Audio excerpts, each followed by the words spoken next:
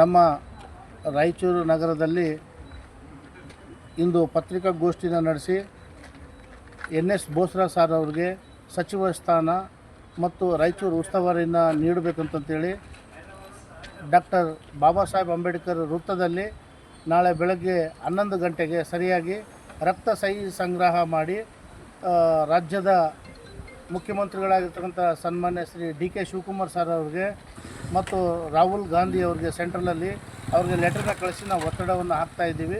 ನಮ್ಮ ಜಿಲ್ಲೆ ಹಿಂದೆ ಉಳಿದಂಥ ಜಿಲ್ಲೆ ಇದೆ, ರಾಯಚೂರು ಜಿಲ್ಲೆ ಕಲ್ಯಾಣ ಕರ್ನಾಟಕದಲ್ಲಿ ಅತ್ಯಂತ ಹಿಂದೆ ಉಳಿದ ಪ್ರದೇಶ ಇದು.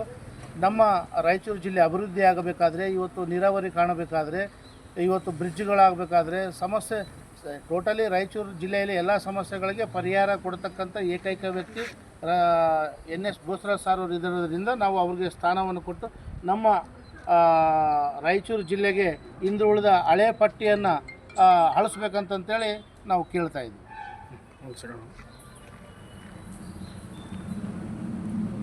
ಓಕೆ.